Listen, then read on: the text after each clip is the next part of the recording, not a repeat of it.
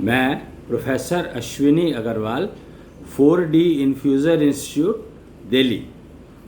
आज हम कल की चर्चा को आगे बढ़ाते हुए बात करेंगे कि फाउकोलॉजी जो सब्जेक्ट है वो हमें लग्जूरियस लाइफ बताता है कि लग्जूरियस लाइफ क्या होती है और उसको कैसे जिया जा सकता है। और एक्चुअली स्पीकिंग मुझे लगता है कि मानव जन्म मिला है तो उसमें ही मैक्सिमम लग्जरी पॉसिबल है। क्यों? क्योंकि यहाँ पर डिसीज़न लेने की फ्री विल हर इंसान को मिली होती है, यानी उसको कोई काम करना है नहीं करना है वो उसकी मर्ज़ी पर डिपेंड करता है हर हाल में, चाहे वो नौकरी कर रहा हो, चाहे वो अपना काम कर रहा हो, चाहे वो कुछ भी ना कर रहा हो, तो भी वो अपनी मर्ज़ी को एग्जीक्यूट करता है। वो अलग बात है कि वो मर्जी जो है उसकी वो किसी गलतफहमी से बनी या ठीक फहमी से बनी या समझकर बनी या बिना समझे बनी या सिचुएशन ऐसी थी तो उसको ऐसी बनानी पड़ी, वो मैं नहीं कहता हूँ, पर मर्जी अपनी चलती है। फाइनल जो डिसीज़न जब होता है तो वो फ्री विल के ऊपर आधारित होता है। तो हम थोड़ा फाउकोलॉजी को समझने की कोशिश कर रहे हैं कि उसमें क्या क्या बातें करी जाती हैं। तो 5 तत्वों की बात करी हमने, 5 फिर मॉलिक्यूल्स की बात करी हमने, फिर अब हम 5 सेंसेस की बात करते हैं। ज्ञानेंद्रियां, हमें 5 ज्ञानेंद्रियां मिली है और एक होती है 6th सेंस जिसकी बहुत बात करी जाती है, पर उसके बारे में कितनी जानकारी है कितनी जानकारी नहीं है बाज़ार में, मार्केट में ये अभी अवेलेबल पूरी तरह से नहीं है। काफ़ी चीज़ें पता हैं, पर हमें ये पता है कि जो फीमेल कम्युनिटी बनाई गई है उसको 6th सेंस होती है और मेल कम्युनिटी में 6th सेंस नहीं होती है। अब ये जो है एक एक्चुअली तत्व है, माता तत्व कहते हैं उसको। कहते हैं ना कि कोई कोई आदमी जो है बहुत ही ज़्यादा ऐसा होता है जो कि बहुत ध्यान रखता है, जैसे माँ ध्यान रखती है वैसे ये आदमी भी ध्यान रखता है चीज़ों का। तो इसका मतलब है कि उसके अंदर कोई माता तत्व प्रेजेंट है। अब माता तत्व अगर प्रेजेंट है तो 6th सेंस की प्रेजेंस तो हो गई, बट क्या वो यूजेबल है? 6th सेंस, 5 सेंसेस के बारे में तो सब जानते हैं, सबको पता है, पर 6th सेंस के बारे में जानकारी कम है। कम से मेरा मतलब है कि उसके ऊपर कोई चर्चा नहीं है, उसके ऊपर कोई डिस्कशन नहीं है, उसके ऊपर कोई ट्रेनिंग नहीं है। 5 सेंसेस के बारे में बहुत कुछ बताया जाता है, आंख बंद कर लो, कान बंद कर लो, नाक बंद कर लो, मुंह बंद कर लो, या फिर किसी चीज़ को छुओ मत, इस तरह के तो 5 सेंसेस के बारे में तो बहुत कुछ बातें की जाती है, बट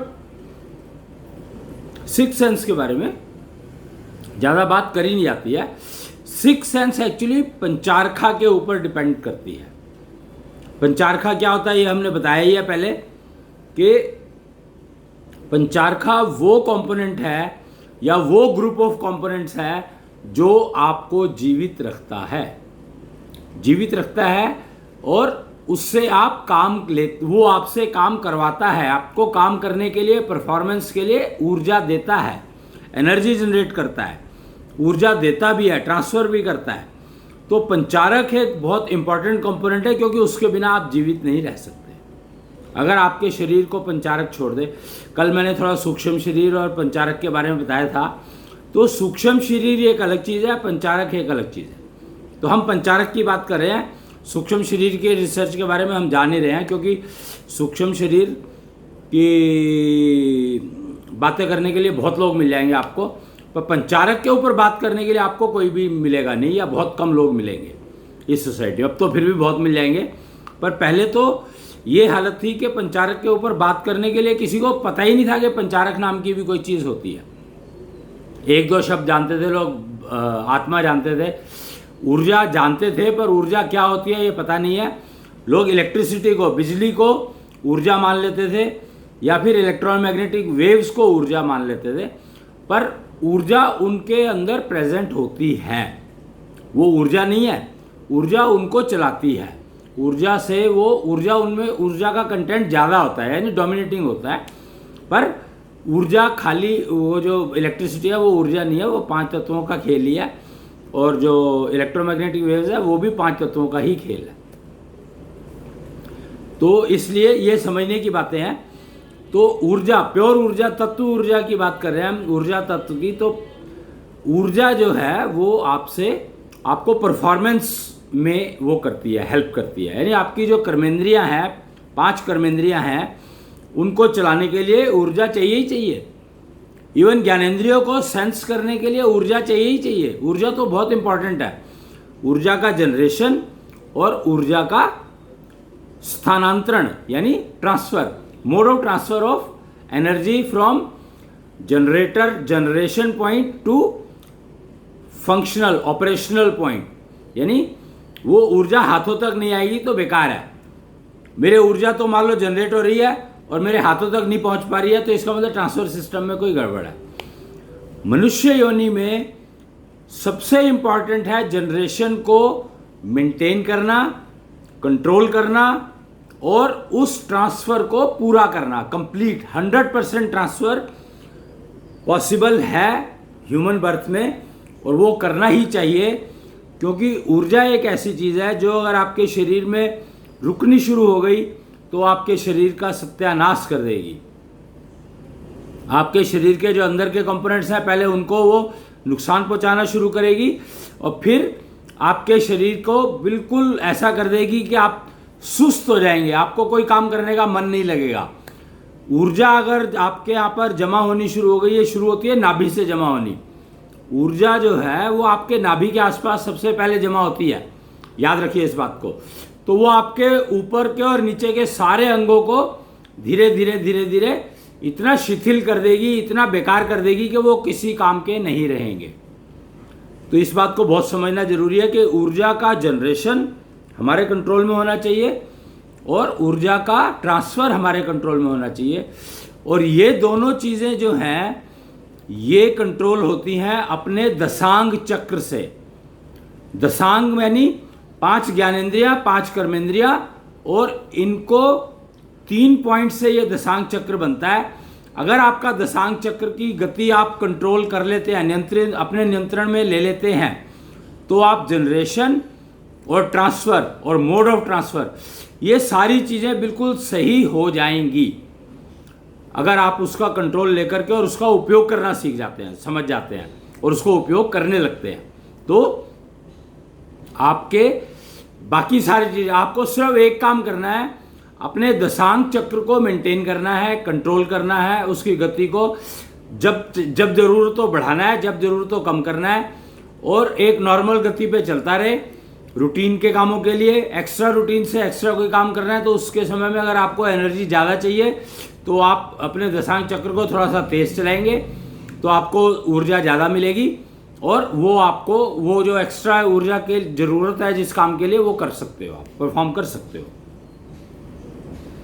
ऊर्जा का उपयोग बहुत ही ऊर्जा के बिना कुछ नहीं हो सकता, ये तो आप बात समझ ही ले। एक बार को क्या परमानेंट कि ऊर्जा के बिना कुछ काम नहीं हो सकता, इवन सेंसेस भी काम नहीं करेंगी, और ऊर्जा शरीर में जमनी नहीं चाहिए।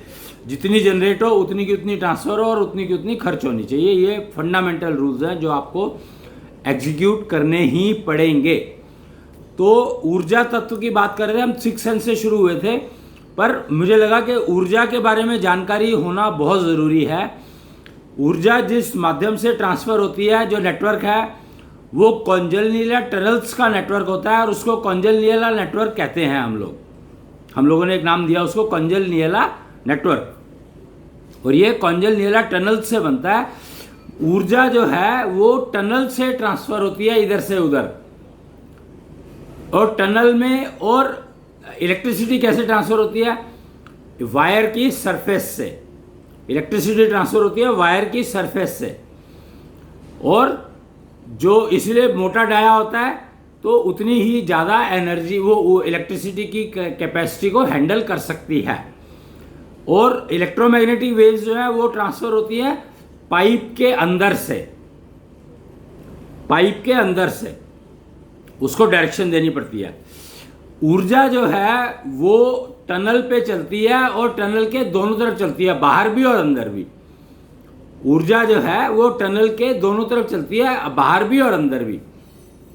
पर टनल जरूर चाहिए उसको, और टनल जो है वो आकाश तत्व से बनती है।